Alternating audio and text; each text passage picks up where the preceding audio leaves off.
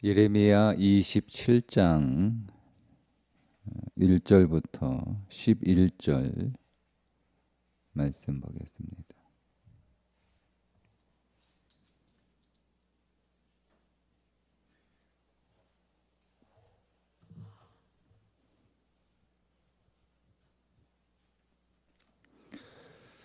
유다의 왕 요시야의 아들 여호야김이 다스리기 시작할 때에 여호와께서 말씀으로 예레미야에게 임하시니라.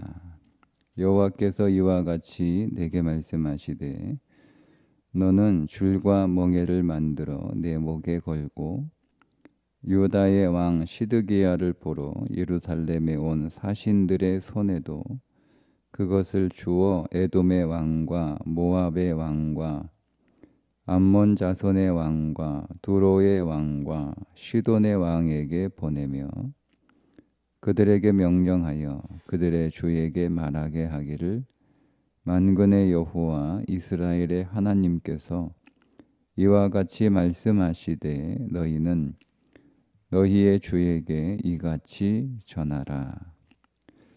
나는 내 큰 능력과 나의 쳐든 팔로 땅과 지상에 있는 사람과 짐승들을 만들고 내가 보기에 옳은 사람에게 그것을 주었노라. 이제 내가 이 모든 땅을 내 종 바벨론의 왕 느부갓네살의 손에 주고 또 들짐승들을 그에게 주어서 섬기게 하였나니 모든 나라가 그와 그의 아들과 손자를 그 땅에 기한이 이르기까지 섬기리라. 또한 많은 나라들과 큰 왕들이 그 자신을 섬기리라. 여호와의 말씀이니라. 바벨론의 왕 느부갓네살을 섬기지 아니하면 그 목으로 바벨론의 왕의 멍에를 매지 아니하는 백성과 나라는 내가 그들이 멸망하기까지 칼과 기근과 전염병으로 그 민족을 벌하리라. 너희는 너희 선지자나 복술가나 꿈꾸는 자나 술사나 요술자가 이르기를 너희가 바벨론의 왕을 섬기게 되지 아니하리라 하여도 너희는 듣지 말라. 그들은 너희에게 거짓을 예언하여 너희가 너희 땅에서 멀리 떠나게 하며 또 내가 너희를 몰아내게 하며 너희를 멸망하게 하느니라. 그러나 그 목으로 바벨론의 왕의 멍에를 메고 그를 섬기는 나라는 내가 그들을 그 땅에 머물러 밭을 갈며 거기서 살게 하리라 하셨다 하라. 여호와의 말씀이니라 하시니라. 아멘. 예레미야가 또 하나님의 말씀을 대언하여 전하고 있는데 그 내용은 바벨론의 멍에를 치라는 겁니다. 팔레스타인 지역에 있는 모든 나라들, 이스라엘뿐만 아니라 에돔, 모압, 암몬, 두로, 시돈까지 바벨론을 잘 섬겨라, 이런 내용이거든요. 다른 지역에 있는 나라들은 생각할 건 없고 이스라엘 입장에서 보면 예레미야의 이 말이 당시 백성들의 귀에 어떻게 들렸을까? 하나님께서 바벨론의 손에서 우리를 건지실 것이다. 하나님이 바벨론을 물리치실 것이다. 이 말이 그들에게 아멘이 되겠어요? 아니면 바벨론의 멍에를 잘 져라, 이 말이 그들에게 아멘이 되겠어요? 상식적으로 하나님의 택한 백성인 선민의 자부심을 가지고 있었던 이스라엘 사람들의 입장에서 하나님이 하나님의 백성을 이방의 속박 아래 두셨다 하는 것을 이해할 수가 없죠. 그러니까 받아들일 수가 없는 거예요. 왜 이게 논리적으로 맞지 않잖아요. 하나님이 택한 백성들이잖아요. 하나님의 선민을 하나님이 이방 손에 붙이셨다. 예.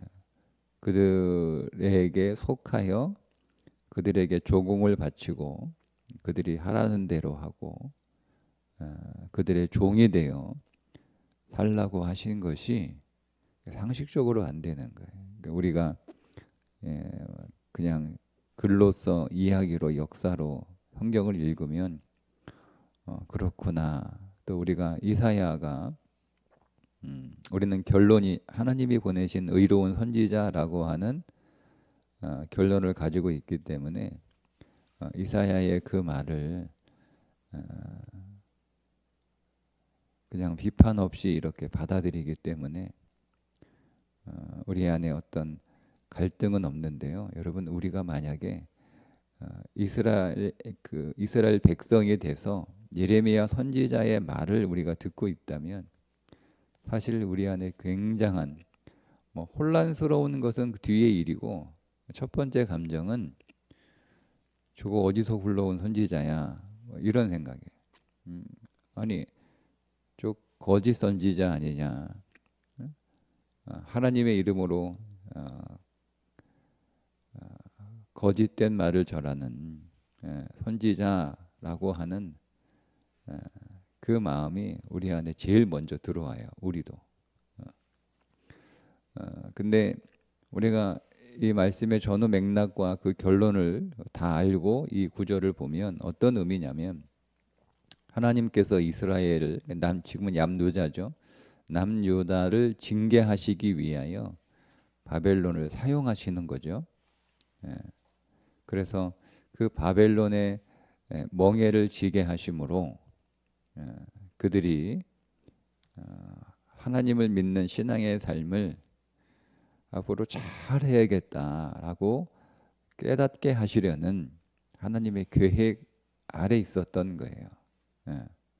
하나님이 이방 바벨론을 당신의 백성들을 징계하는 회초리로 사용을 하시는 거거든요. 그런데 말씀드린 것처럼 이게 당시 그들이 가지고 있는 신앙의 상식에서 벗어나는 거예요. 그들의 상식 안에서. 그들이 알고 있고 그들이 생각하고 그들이 상상할 수 있는 그 신앙의 범위를 벗어나는 문제이기 때문에 예레미야의 말을 받아들일 수가 없는 거예요. 오히려 그 안에서 저항이 생기고 오히려 예레미야를 향해서 분노의 감정이 생길 뿐이지, 대부분 하나님께서 우리가 너무 잘못하니까 이제는 급기야 이방 바벨론을 회초리 삼아 우리를 징계하시는구나, 이렇게 생각하는 사람이 몇 명이나 있겠어요? 저는 거의 없다고 생각을 해요. 그래서 하나님께서 이방 바벨론을 사용하셔서 당신의 백성인 남유다를 징계하시는 이 일에 순종하지 않으면 하나님이 직접 찾아오시겠다고 말씀을 하세요. 그러니까 지금은 바벨론을 보내시는 거예요, 하나님께서. 근데 하나님이 보내신 그 바벨론을 하나님의 징계로 삼지 않고 거기에 순종하지 않으면 어떤 일이 벌어지느냐, 하나님이 직접 찾아오시는 일이 벌어져요. 그리고 실제로 하나님이 직접 찾아오십니다. 만약에 오늘 이 예레미야의 권고처럼 바벨론을 자신들을 징계하는 하나님의 회초리로 여기고 바벨론의 멍에를 잘 졌으면 나라가 망하거나 백성들이 포로로 끌려가거나 성전이 무너지거나 하는 일은 없었을 거예요. 그 말씀이잖아요, 하나님이 하시는 말씀이. 만약에 내 말대로 하지 아니하면 너희들은 그 땅에서 살지 못한다, 이렇게 말씀을 하시잖아요. 자, 자, 8절에 보면 여호와의 말씀이니라. 바벨론의 왕 느부갓네살을 섬기지 아니하며 그 목으로 바벨론의 왕의 멍에를 매지 아니하는 백성과 나라는 내가 그들이 멸망하기까지, 하나님이 직접 찾아오신다는 얘기예요. 칼과 기근과 전염병으로 그 민족을 벌하리라. 예. 그러나 11절, 그 목으로 바벨론의 왕의 멍에를 메고 그를 섬기는 나라는 내가 그들을 그 땅에 머물러 밭을 갈게 갈며 거기서 살게 하리라. 이렇게.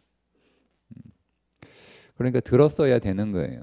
그들이 이해는 되지 않고 그들이 생각으로 합리적이지 않아요. 상식적인 신앙의 합리적이 않은, 어떻게 하나님의 택한 백성이 어떻게 이방의 속박이 돼서 이방의 멍에를 맬 수 있느냐? 이거 정말 이건 이해가 안 되는 거예요.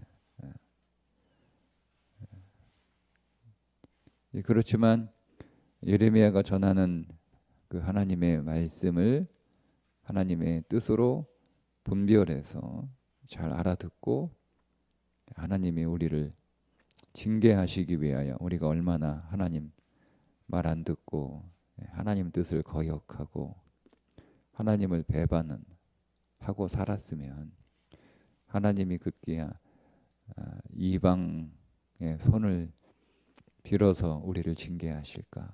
뭐 이렇게 통탄하며 참회하는 마음으로 우리가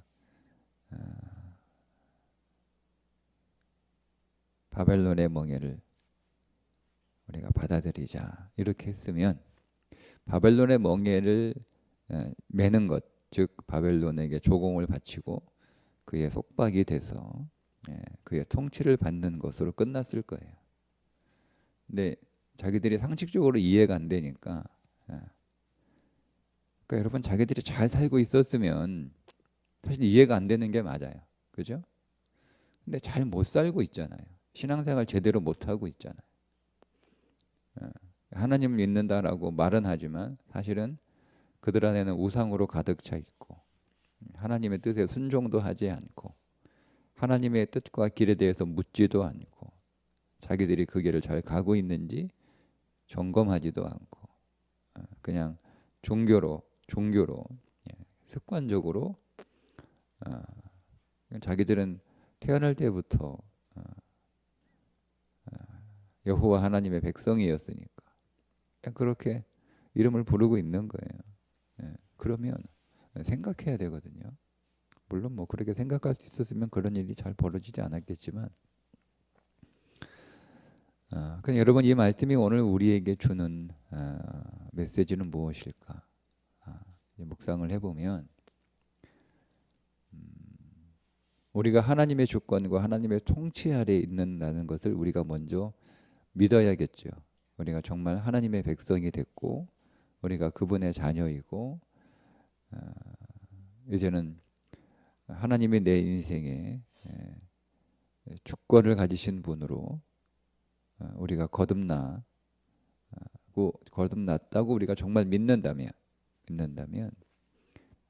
그거 우리가 인정하지 않는다면 그렇게 뭐 하기가 어려워요. 그런데 정말 우리가 그리스도 안에서 새로운 피조물로 중생했다면 우리는 하나님의 통치 아래에 있는 것이고 우리를 통치하시는 그 하나님의 통치는 누구도 간섭할 수 없는 통치 아닌가요? 네? 우리가 하나님이 힘이 없어서 그러니까 우리나라가 힘이 없어서 주변에 이런저런 나라들이 막 이렇게 이래저래라 막 간섭하고 그 힘이 없어서 이렇게 간섭은 당할 수 있지만 만약에 우리나라가 강력한 나라예요. 전 세계에서 우리나라를 아무도 손을 못 대요. 그러면 여러분 주변에 있는 나라들이 이래라 저래라 간섭하면 그거 여러분 가만두겠습니까? 예? 우리가 힘이 없으니까 뭐 중국 어선이 넘어오고 뭐 일본이 좀 넘어오고 뭐 헛된 소리하고 뭐 이렇게 해도 그냥 우리 부르부르 화만 내지 뭐 아무것도 못 하잖아요. 힘이 없으니까. 근데 만약에 우리나라가 세계 최강국이에요, 강국이에요. 그러면 그 헛소리하는 주변국들 가만두겠어요? 그냥 한 대가 뒤통수 한 대 때려버리지? 그러니까 아무도 찝쩍거리지 못해요. 예? 보세요. 그러면 하나님이 오늘 우리를 통치하신다면 누가 그 하나님의 통치에 간섭을 해요? 어. 아무도 간섭할 수 있는 존재가 여러분 이 온 우주에 없어요. 그러니까 우리는 그런 하나님을 믿고 있는 자들이고 그런 하나님의 통치 아래에 있는 하나님의 백성이며 심지어 하나님의 자녀란 말이에요. 우리가 이것을 믿는다면, 이건 믿는다면, 이게 전제예요. 믿는다면 오늘 우리에게 주어진 우리의 모든 삶에 우리가 성실해야 돼요. 모든 삶에. 우리가 오늘 우리의 삶을 선택적으로 선별하면 안 돼요. 왜? 내가 하나님의 통치 아래에 있는 거니까 하나님이 허락하신 것이고 이 또한 하나님의 계획 아래에 있는 것이고 설사 그냥 우리의 수준에서 하나님의 계획에 없었던 일이라 할지라도 하나님은 그 모든 것들을 다 하나님의 뜻으로 다 만들어낼 수 있을 그럴 능력을 가지신 분이잖아요. 원래 내 길은 A라고 하는 길을 가는 것이 하나님의 계획이었고 내가 그 길을 가야만 하나님의 계획대로 내 인생이 잘 조성되는 거였는데 내가 엉뚱하게 저 F라고 하는 길로 간단 말이에요. 그럼 하나님의 계획과 맞지 않고 하나님의 뜻과 다르잖아요. 그러면 F로 가면 하나님의 뜻이 내 안에서 성취되지 않느냐? 그렇지 않잖아요. 내가 F로 가면 F로 가도 그 F의 길 안에서 하나님은 또 하나님의 애초에 나를 위하여 계획했던 그 일들을 하신다는 거예요. 그게 믿음이죠. 그죠? 그게 하나님의 전능하심이에요. 하나님의 전능하심. 그러니까 우리는 하나님의 전능하심을 어디에만 적용하냐면 내가 죽을 병 걸렸을 때 하나님의 고쳐주시는 전능하심 뭐 그런 것만 우리가 적용을 하잖아요. 내가 막 사망의 음침한 골짜기에 떨어졌을 때 거기에서 하나님께서 건져주시는 죽지 않고 살려주시는 그런 거에만 우리가 하나님의 전능하심을 적용한단 말이에요. 여러분 하나님의 전능하심은 우리가 여러분 죽을 병에 걸리는 게 인생에 뭐 있을 수도 없고 없을 수도 있고 없을 일이 더 많죠. 사망의 골짜기에 쭉 떨어져 가지고 다 죽어가는 그런 일을 겪는 게 내 인생에 뭐 있겠어요? 없을 확률이 더 많지 않나요? 그럼 우리는 하나님의 전능하심을 어디에서 경험하는 거예요? 내가 그 하나님의 전능하심을 경험하려면 내가 죽을 병에 걸려야 되네요. 저 그런 생각 잠깐 해본 적 있어요. 하나님을 정말 이렇게 막 아주 그냥 스펙티클하게 막 경험하고 체험하고 싶으면 내가 죽을 병에 걸려가지고 기도해서 막 극적으로 막 이렇게 나오면 내가 믿음이 되게 좋아지겠다. 뭐 이런 생각을 어릴 때 한번 해본 적은 있어요. 그러면 우리가 그렇다라면 하나님의 전능하심을 우리가 경험할 수 있는 일이 인생에 사실 없어요. 별로.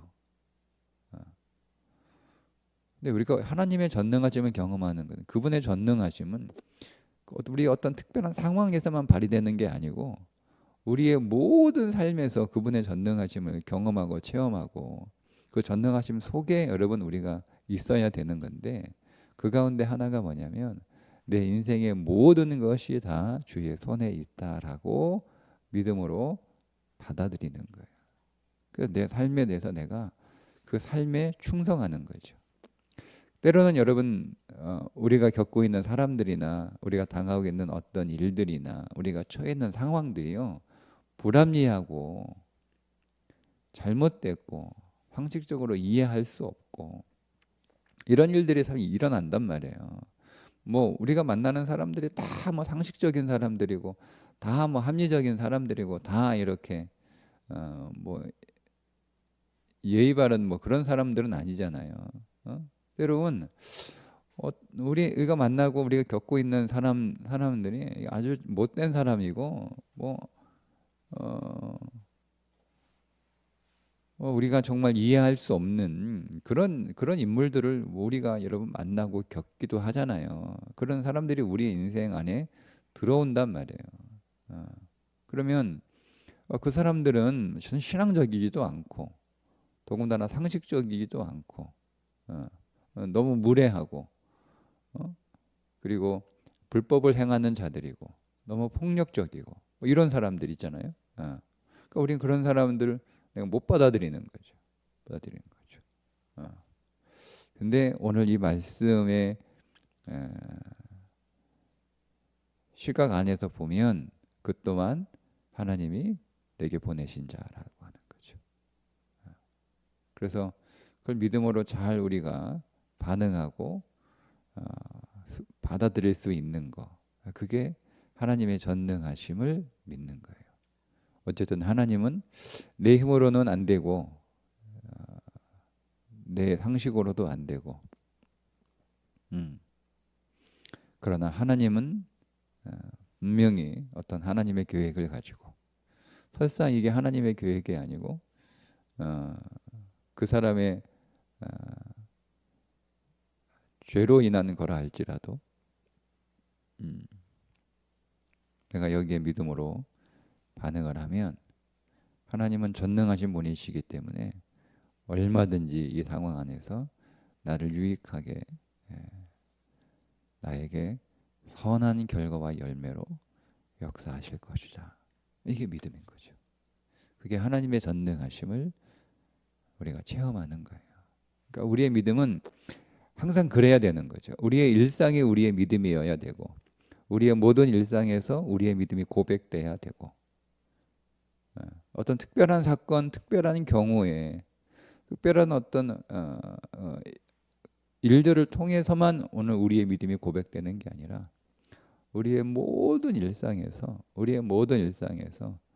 계속 우리가 믿음으로 고백하고 믿음으로 반응하고 그 믿음으로 우리 안에 있는 예수 그리스도를 드러내는 일들을 우리가 해야 되거든요. 그게 사실 우리 안에 믿음이 살아있다라는 거예요. 믿음이 건강하게 살아있다. 강한 생명력으로 살아있다 하는 거죠. 그래서 오늘 예레미야의 공고를 들었던 이스라엘 백성들이 저거 무슨 소리 하나 그들에게는 헛소리 하는 것으로 들렸을 거예요.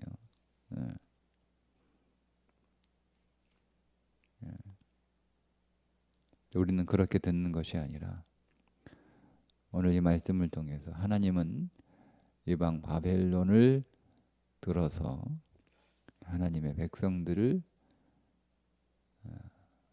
하나님의 뜻에 맞게 다루시는 분이다라는 것을 이 말씀을 통해서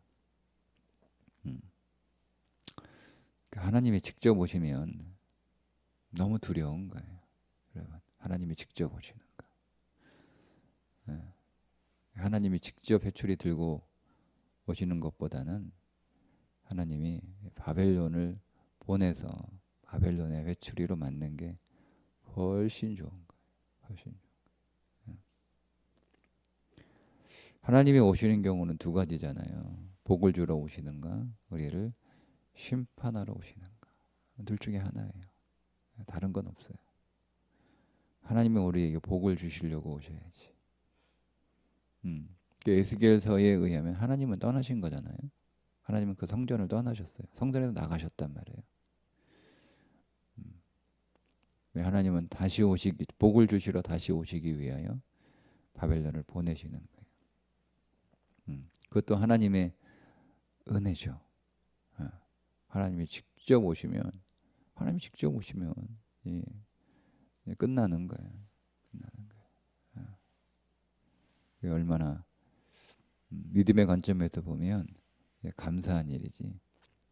어떻게 하나님이 이방 바벨론을 사용해서 우리를 다루시느냐, 뭐 이렇게 우리가 항의할 수 있는 문제가 아니라는 거예요. 그러니까 이 말씀을 통해서 우리가 우리의 삶을 더 믿음으로 볼 수 있기를 바랍니다. 그래서 오늘 우리에게 더 믿음이 필요한 것이고 또 성령의 조명 아래에서 우리의 삶을 잘 바라볼 수 있는 또 눈이 또 열려야 되는 것이죠. 오늘도 하나님께서 우리에게 주신 우리를 다루시는 하나님의 섭리인 줄 믿고 우리가 그것이 무엇이든 우리에게 넉넉할 힘을 주셨고 우리가 감당할 수 없는 일들은 또 허락하지 않으시는 분이시니 우리가 감당할 수 있는 분량의 일들이니까 믿음으로 잘 반응해서 오늘 하루의 삶이 우리의 영적인 생명에 더 유익한 하루 되시기를 주님의 이름으로 축복합니다. 기도하겠습니다.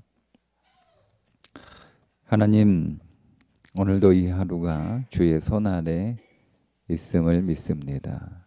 우리가 어떤 경우에는 우리의 상식과 마음으로 용납할 수 없는 일들을 겪는다 할지라도 하나님 우리 마음을 잘 만져주셔서 이 또한 주님의 섭리 안에서 내게 좋은 것을 주시고자 하는 주님의 의로우신 일들임을 믿음으로 먼저 받아들이게 하시고 어떻게 믿음으로 잘 반응할까 하나님께 묻고 또 기도하고 힘을 주셔서 우리 하루의 모든 삶이 내 영적 생명에 유익한 하루가 되게 해 주옵소서. 예수님의 이름으로 기도합니다. 아멘.